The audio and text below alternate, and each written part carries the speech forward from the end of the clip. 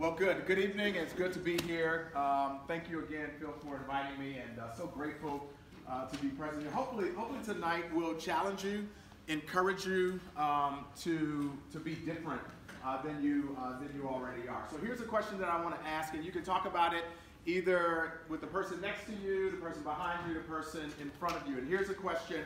And again, I don't even know if you've ever thought about this. I know I do because my kids talk about it, and my wife also talked about it as well. So if you had to, if you recognize or understand your own walk, your own gait. So if you had to change something about your walk, the way you walk, what would you change? If you had to change something about the way you walk, or if you had to change something about the way your roommate or your teammate walks, what would you change about that walk? All right? So talk about it right now. So if you had to change something about your walk, what would you change about your walk?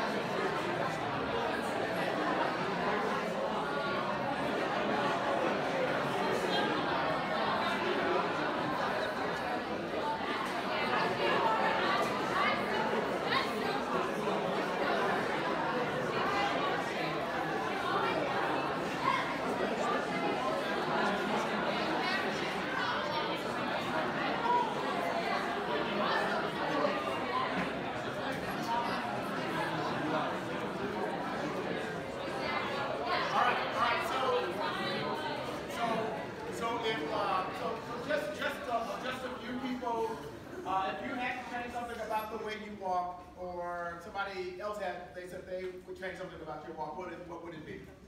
Yes? I mean, I have a permanent. I injured my back, so I walk really funny. Okay. No. All right, so you walk really funny. So if you had to change that, you would change that. Okay, all right. Somebody else. Change what? Yes? I want the time to be too slow. People tell me that all the time. Like the last or like walking. Okay, so you're a slow walker. Okay. I'm a fast walker, and my wife tells me all the time that I leave her, and she gets upset when I leave her. So do your friends like they like, come on, man, let's go. Like, that's you. Somebody else. Go ahead. Yes. Okay, so your feet go like that. Okay, so my feet kind of go like this when I walk. Like I walk like a penguin, like sometimes. Okay. All right. So somebody else. Yes. Your roommate walks too fast. Your roommate here tonight. All right. Okay. All right. All right. Okay. Somebody else. Yes. She wants diagonally. Okay. So you walk like this, like you're drunk. Okay. All right. Okay. Diagonally. Okay. All right. All right. That's very interesting. I've never heard that before, but that's kind of cool. Somebody else. Yes. Okay, you just head down and you just go. All right, very cool. Yes. People who drag their Like, okay. Okay, yeah, I know exactly what you're talking about. All right.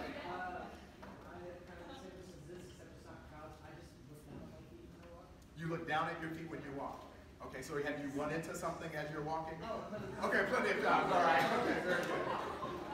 My roommate's feet are too small, like skinny, so when she walks the slide, they like slide.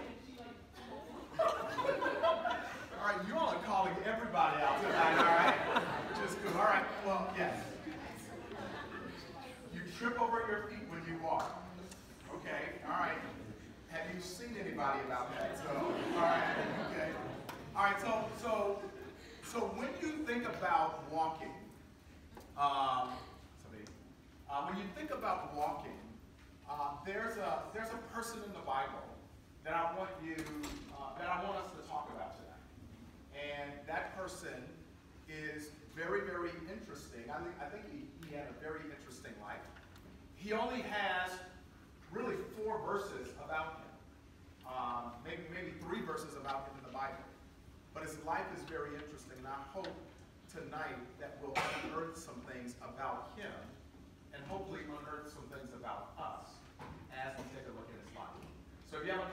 scriptures, if you have it on your phone or you have the Bible that you brought a Bible with you, I want you to turn with me to Genesis chapter 5. Genesis chapter 5. Genesis chapter 5. We're going to take a look at a character. Genesis, if you're brand new to the Bible, that's like the first book of the Bible, all right? You can't really get lost, all right? So Genesis chapter 5. And I'm reading from the ESV. I know some of you probably have the NIV. And this dude's name is Enoch. E-N-O-C-H. It's not very much about him in the Bible, but very, very interesting character. Now, when you look at Genesis chapter 5, the plot of Genesis 5 is nothing but death. That's all it is. When you look at Genesis 5, so Genesis 4 is all about human progression, human culture advancing, music and literature and religion and art. It is human advancement. But human advancement cannot stop the curse that happened in chapter 3. I don't care how much we advance. It cannot stop, and it did not stop, the murderous heart or the implications of the murderous heart of Cain, who killed his brother Abel. And we get to Genesis chapter 5, and we hear nothing but death. I want you to take a look at, start at Genesis 5. We're going to look at verse number 5. We'll look at verse number 5, and then we'll kind of work our way through the chapter. And so this is what it says in verse number 5. It says, well, the days of Adam starting at verse 4, after he fathered Seth were 800 years, and he had other sons and daughters. Thus, all the days that Adam lived were 930 years, and he died. Very key. Verse 6, when Seth had lived 105 years, he fathered Enoch, not Enoch, but Enoch. Seth lived after he fathered Enoch 807 years, and he had other sons and daughters. Thus all the days of Seth were 912 years, and he died. And then 11, or verse 9, next, it says, when Enoch had lived 90 years, he fathered Kenan. Enoch lived after he fathered Kenan 815 years, and he had other sons and daughters, and thus all the days of Enoch were 905 years, and he died. When Kenan had lived 70 years, he fathered Mahalalel, and Kenan lived after he fathered that name again, 840 years, and he had other sons and daughters, and thus all the days of Kenan were 910 years, and he died.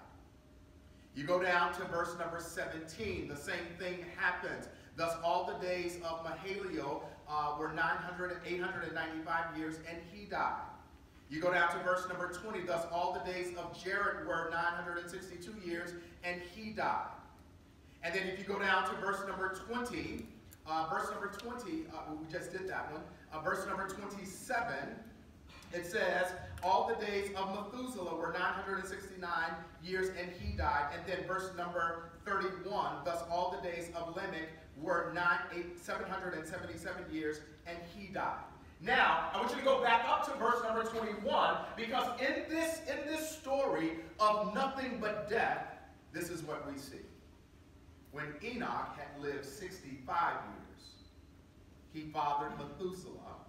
Enoch walked with God after he had fathered Methuselah 300 years, and he had other sons and daughters. Thus all the days of Enoch were 365 years. Enoch walked with God, and he was not, for God took him. In other words, Enoch did not die.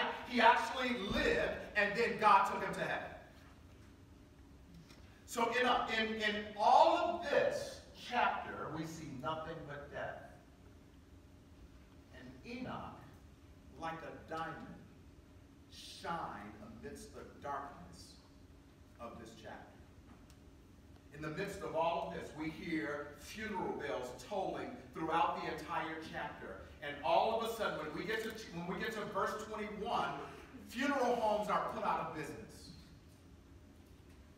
And there is no more death. That is with Enoch. He actually walked with God. And because he walked with God, God actually took him. So this is very interesting to me, is that Enoch becomes the exception to the culture. Everybody else is living according to the culture. Everybody else is living according to the darkness of the culture. And then all of a sudden, right in the middle of this dark and death-filled chapter, there is an exception. There is an interruption to the natural course of things. There is a page break. And I wonder if there are people in this room that God is calling to be exceptional. That God is calling to be an Enoch, to be an interruption to the culture in which you're living right now, whether on campus or in the general culture, period. In the midst of death, in the midst of all the junk that we're hearing, in the midst of all the junk that we're hearing in the political cycle right now, all of the stuff that we're hearing, I wonder if God is calling someone from Michigan State to be an exception, to be an interruption, to be a page break, to go against the culture, and to be a game changer in your family as well as in your culture. And yet, in the midst of all of this darkness, in the midst of all of this junk, you have one person walking with God. Now that's difficult. I tell you, it's difficult.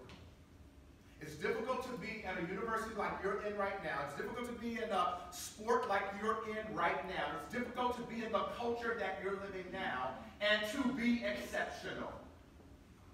And one of the things I came all this way to lose my sleep at night to tell you, you can be exceptional. You can be an interruption. And when people look at you, they'll say, all this death around us, all of this sin around us, and there were individuals from AIA who walked with God. Who walked with God. Now this is very interesting because when we talk about walking with God, so it says they lived and they died. They lived and they died. And then it says Enoch walked with God, which the writer is saying that walking with God is steps above just mere living. There are people in this room right now, you're just existing. You're just kind of merely living. And I'm here to let you know there's something more than just merely living. There's something more than just existing. There is a walking with God that takes you to another level to say, this is what life is all about. And I know you have your sports and you say, man, you're successful in your sport. You say, man, that's living. And I'm saying, man, that's good. But man, living goes beyond the greatest success you've ever had when you walk with God. And so, this is very interesting because this walking with God wasn't just a moment, it wasn't just a Tuesday night thing for Enoch. It was a lifestyle. So when the Hebrew writers talked about walking with God, it was talking about there was a God consciousness permeating through every aspect of Enoch's life. And I imagine there's some friends around Enoch who were saying, Enoch, it doesn't take all of that. You don't really have to include God in everything you do. You don't have to include God in your studies. You don't have to include God in your relationships. It doesn't really take all of that. And Enoch says, no, what it means to walk with God is that God is pressed in and permeating every aspect of my life. So the question that I have for you, is God an add-on app, or is he the system? That's the question that I ask myself. Is he the add-on act or is it the system? So here's, and this is not, I'm not putting my son out there, but my son is, my oldest son is a sophomore at Trinity Bible Institute. It's a Bible college in Chicago. And he went to Lansing Community College for a year, and then he transferred to Moody, and so he's a second-year sophomore at Moody. And so a couple of weeks ago, he called me and kind of spazzed a little bit. He said, "Dad, I don't understand." And then he began to tell me what his issue was. So he's in this class. He's in this class and of 145 students. So one of his friends, they were walking along the street, said, "Did you get the email from the TA?" He said, "No, I didn't get the email." Well, the TA sent the entire study guide, which she wasn't supposed to do, the entire study guide to all of the students. So Marvin says, I haven't seen it. And the guy says, "Well, I don't feel so good about this because I think it might be wrong." And my son says, "You don't feel good because it is wrong." So the professor told her, "You can help the students, you can encourage the students, but you can't help the students." So all 145 students had the study guide. All 145. All 145 students sat for the exam on that Friday. The TA is sitting down right here, and as the students are finishing the exam, they bring the test and put it on the table, and they walk out not saying anything to the TA. The TA literally gave answers and dates to the exam. So my son was the only one left, and he walked up to the TA, who's the last one, sat down next to her, looked her in the eye, and said, "Elizabeth, you know what you did was wrong."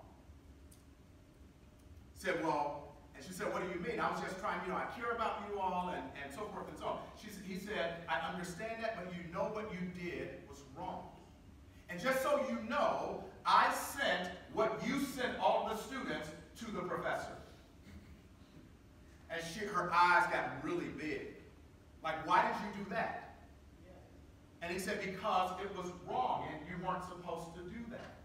So in the email, this is what every student should have known. In the email it says, "I don't know if Professor Armstrong wants me to do this, but I want you to keep it on the DL." That's a clear indication that you probably shouldn't do it. So after he told her that, he said, "So me and one other student, we sent this, what you sent us, to the professor." She said, "Can you tell me that student's name?" And my son said, "I don't think he would be comfortable with me telling you his name. But I'll tell you my name. My name is Marvin Williams, Jr." And so she, in a big huff, she walked out of the room. And so eventually the professor told my son, "I appreciate you sharing this with me. I'll have a talk. I've had one talk with Elizabeth, and I'll have another talk with her." So my son sent me a text message a couple of days later saying that the professor had relieved Elizabeth of her duties. That she was no longer a TA. And so then my son went and advocated for her, saying, "Please don't let her lose her job. Let her keep her job." And so in the midst of, now I'm talking about I even hate saying this, a Christian college. You have to actually have a significant walk with God. I can't even begin to imagine where you are right now, where your walk with God has to be even more on point and significant because so many people are watching you. You have talked about your relationship with God. You have talked about who God is. And all the more being like Enoch, walking with God in the midst of this sense of darkness. Well, the interesting thing about this is he was actually distinguished in his community. Now, I want you to turn over to, the reason I say that, I want you to turn over to Jude. Jude is all the way in the back of the Bible, next to Revelation.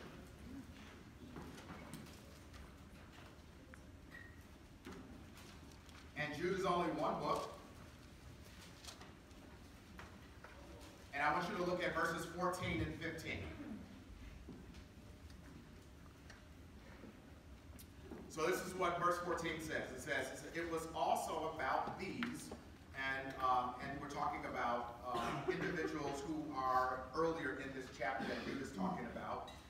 It was also about these, that Enoch, the seventh from Adam, prophesied, saying, behold, the Lord comes with 10,000 of his holy ones. Now, Enoch is talking about, so execute judgment. So Enoch is actually preaching. This Enoch here is the same Enoch that we're talking about in Genesis. But Jude actually says, Enoch, the seventh from Adam. Now, that is very interesting. Why is it interesting? Because there was another Enoch who was living during the time of Enoch in our Bible, the Enoch that we're talking about right now. And so God, in his sovereign purpose, said, I want to make sure you know about the Enoch that I'm talking about. Because the other Enoch that comes from Cain, he was a wicked, ungodly person. But the Enoch that I'm talking about is the Enoch who is godly. So, how many people in the room have the same name? Who in here has the same name? Okay, what's your name? Bridget, what's your name? Hannah. Can y'all come up here for a second? Oh, no, I just want just. No, wait, Bridget. I need another same person. Okay, you're Bridget. Okay, we do Bridget. Okay, it's okay. Okay. So I want you to imagine God talking about bridges, just like he's talking about Enochs. One Enoch walked with God, and another Enoch did not. And so in Jude, God says, Enoch, the seventh from Adam. Why would he do that? It's because I want you to understand that I'm talking about a particular Enoch. The same way God would say, Bridget, what's your last name? Bridget Blake, well, we'll say Bridget the seventh from Adam. And Bridget the third from Adam.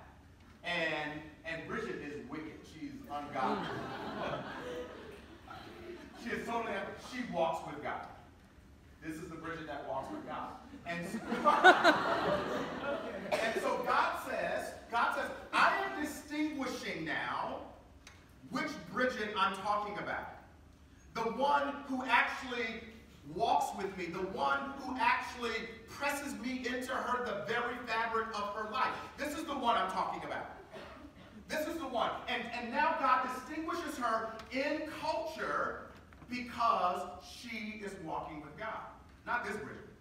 Whoa, not this Bridget. Excuse me, not this Bridget. Because this Bridget, I'm sorry, I'm just, this Bridget is not walking with God. And so the question is, could God call your name to distinguish you from some other person who's not walking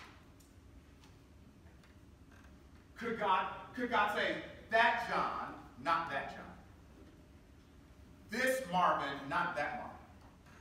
I want you to understand who I'm talking about, because your life is so permeated with your awareness of God. I'm not talking about perfection. We're just talking about this move, this step, this one step after another walking toward God. Now, so Enoch is his walk with God was actually distinguished from another Enoch's walk. So the question that I asked when I read this text is, why did he start walking with God? I want you to go back to Genesis, and I want to show you something very interesting, and then I'll finish up. So when Enoch had lived 65 years, he fathered Methuselah. Enoch walked with God after he had fathered Methuselah 300 years and had other sons and daughters. So when Enoch lived 65 years, he fathered Methuselah. So 65 years he had a baby. And that baby's name was Methuselah. And then he started walking with God. So for the first 65 years of his life, he did not walk with God. The first 65 years of his life, he did not walk with God. And I would imagine somebody that I'm talking to right now, the first 15 years of your life, you did not walk with God. The first 18 years of your life, you did not walk with God. Some of you have come to know Jesus very, very recently, and for a period of time, you did not walk with God. And so the question that I ask, what changed so that Enoch started walking with God? He had a baby. What does that mean? Now I get it, because when I first had my son, there was something inside of me that wanted to be more responsible, to get another job, a second job, and a third job, because I had a new family and I wanted to take care. So I get that. I get how life changes when you have children. But it has to be more than that. So I think, based on this text, I think Enoch started walking with God when he had his son Methuselah, and he named his son Methuselah.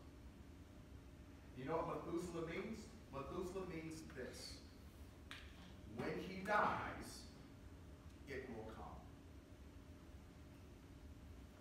Man, what does that mean? Like, when he dies, so when Methuselah dies, it will come. So what is the it that will come? The it that will come was the flood that would cause judgment on the entire world. So at this point, I think at 65, God gave Enoch a revelation of what is to come. And if you don't get your life right, this is what's going to happen to you. And I think Enoch repented of his sins at 65, and that's when he began to walk with God. And for the rest of his life, until God took him to heaven, that he was walking with God. So the turn in Enoch's life, it was actually God saying, man, I love you. I have a plan for your life. I have a purpose for your life. I have not meant for you to live this way. And guess what? If you don't get your life right, the flood is going to sweep you and your family away, and you're going to miss out on what it means to know me. And I believe Enoch had a change of heart at that moment, and he turned. If he was walking this way, he turned this way. He walked away from his sin, walked away from the culture, walked toward God, and that's when he began actually walking closely with God. And I believe there are people who are listening to me right now. You haven't been walking with God. If you're a believer, you haven't been walking with God. And God says, I am still giving you an opportunity to turn and walk toward me.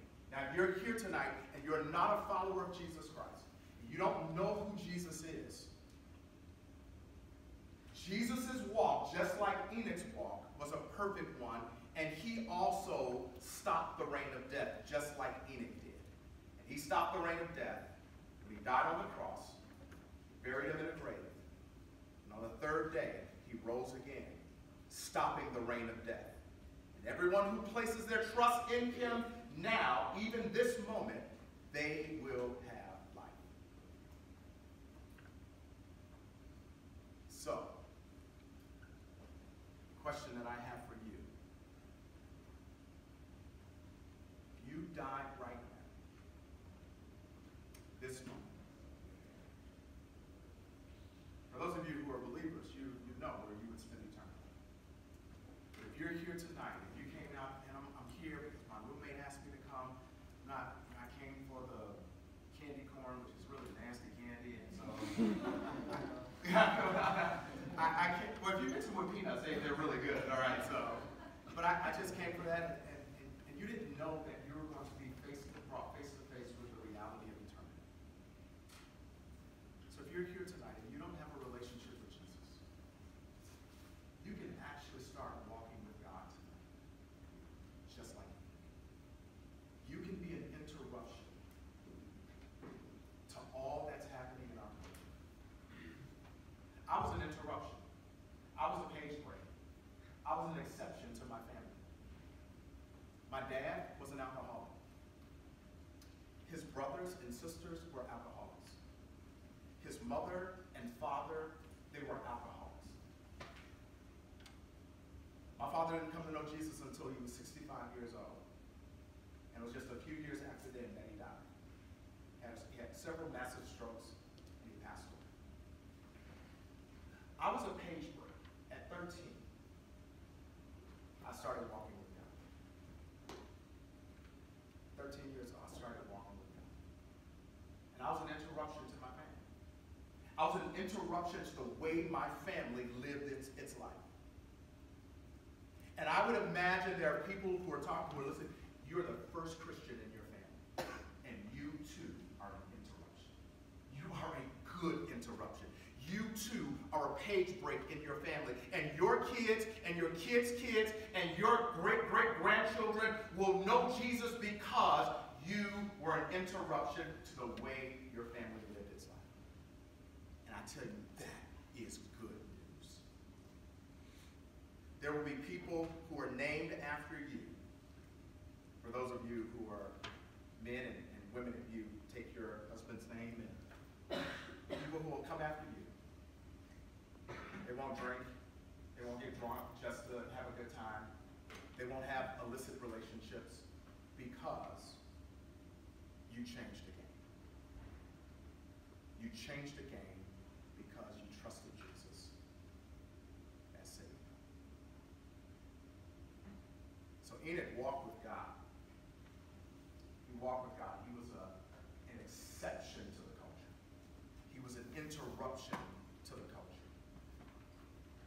He was a page break to the culture. And I believe God is not done raising up Enochs, and that's both men and women. I believe he's not done.